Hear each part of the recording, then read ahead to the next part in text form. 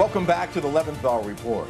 With the presidential debate just a week away, I thought it would be fun to have our own debate right here on my show, where I will explain why I believe former President Trump is the best candidate to lead our country for the next 4 years.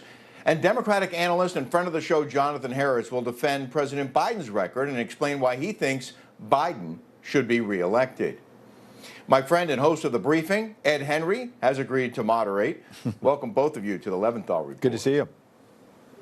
Good to be here. Now, the last time Jonathan Harris was here, I spent way too much time shouting over him, which wasn't fair.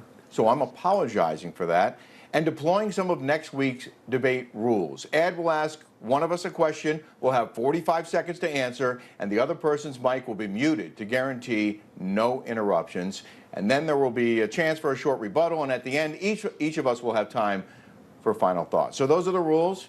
Ed, take it away. All right, gentlemen, start your engines. Rick, over the last few weeks and months, we've seen signs that Joe Biden may be fading, both mentally and physically. That's certainly been the charge from Donald Trump's camp. There has been this video, the Juneteenth video, where he appeared to freeze up. There was the video in Europe where it appeared that he wandered off. The White House has certainly pushed back on that, calling them cheap fakes. Do you believe that Joe Biden is fit to be president for 4 more years? Rick? Well, listen, I don't like picking on the old guy, but pretending that he's okay is not okay. The videos that we're seeing are not all fake. We've seen him trip and fall on stairs and on stage. We see him shaking hands with air. We see him wandering off. It doesn't look like he can speak full sentences, and he won't answer questions because the guy apparently can't think straight. I mean, 4 more years, I think he's barely fit for 4 more minutes. And I don't like the White House trying to tell us all not to believe our eyes and ears and trying to spin this in such a way that it's our fault and not his. Again, not trying to pick on the elderly, but we've all seen people who can't function the way they used to as they get older. That's over, but 15 seconds. Rick, before I get to Jonathan, we've seen former President Trump, for example, talk about how he passed a cognitive test, and then he said it was done by Dr. Ronnie Johnson when he meant Jackson. Doesn't everybody have moments like this? Listen, of course, we all have senior moments. I'm practically a senior citizen. I have them too. But then the overall, you look at the 2 men overall, and I don't think there's any question who is more fit and who has a clearer head. All right, Jonathan, your chance to respond. Look, I know that it's been a tactic for only 30 seconds.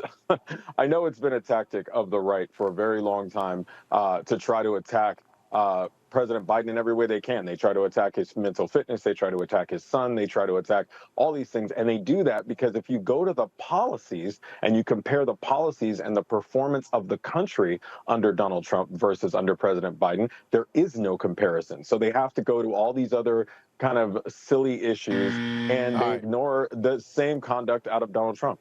All right, we're going to get to the specific policies next. But Jonathan, quick follow from the moderator. Come on, man.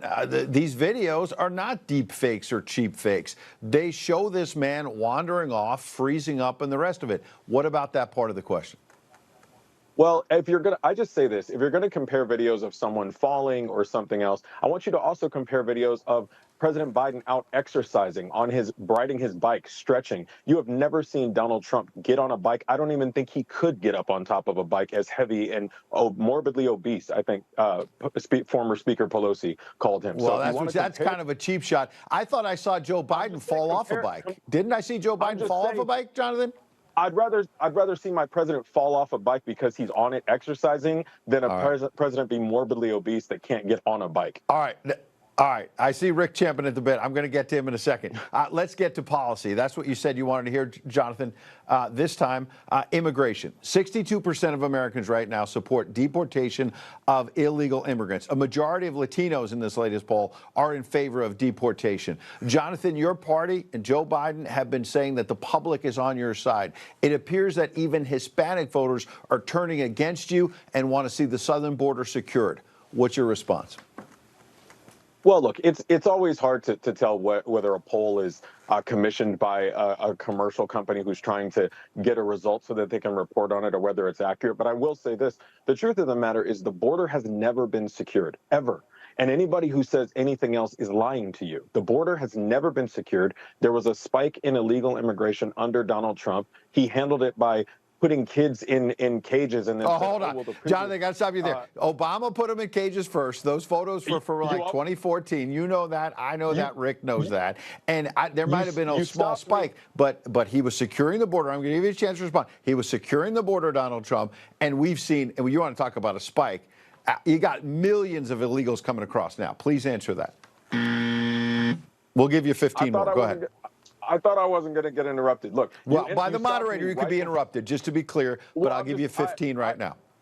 you stopped me right before I was saying that. I said that Donald Trump's response was, oh, well, the previous administration built the facilities, but they didn't build those facilities to separate families, which is how he handled illegal immigration. He literally separated families, children from their families, and it wasn't an accident. He did it on purpose. His Attorney General, Jeff Sessions, said they used it as a deterrent. So that's very different than having those facilities available for All right. processing versus separating families. Rick, you spent a lot of time doing some great reporting in New York City. There's an awful tragedy just in the last few days of a 13-year-old girl brutally raped by an illegal immigrant who's now been apprehended, as you know.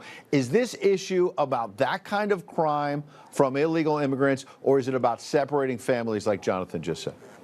Well, it's about all of it. And when you talk about separating families, a lot of these kids were not actually the children of the people who were bringing them in. That's been proven. A lot of them were there just as a way for these people to get in, and some of them were being sex trafficked, and that also has been proven. But this amnesty and border situation is a slap in the face to everyone who came here the legal way. And the worst part of this is we are letting in criminals, gang members, and terrorists, and Americans are being raped and murdered. There's a story in the New York Post today about hundreds of people from Tajikistan, an ISIS hotbed.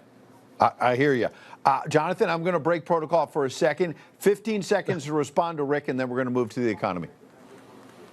Look, you can always use a horror story to try to make an exception be the general rule.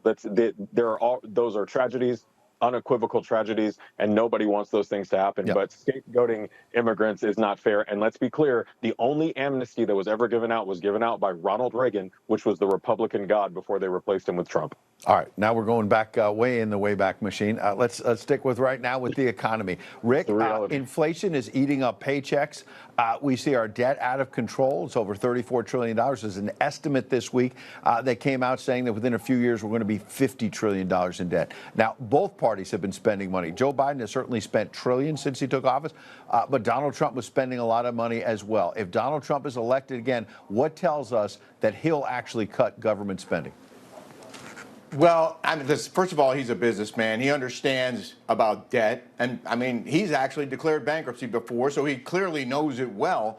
But he did a great job running the economy when he was in the White House for 4 years.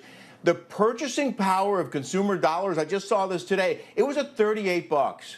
The purchase of 38 cents on the dollar when Trump left office, and now it's 31 cents on the dollar. So our dollars are going nowhere near as far as they used to. The price of gas when Trump was in office was about $2.25, and it was closer to $4 now, average price of gasoline, now that Biden is in office.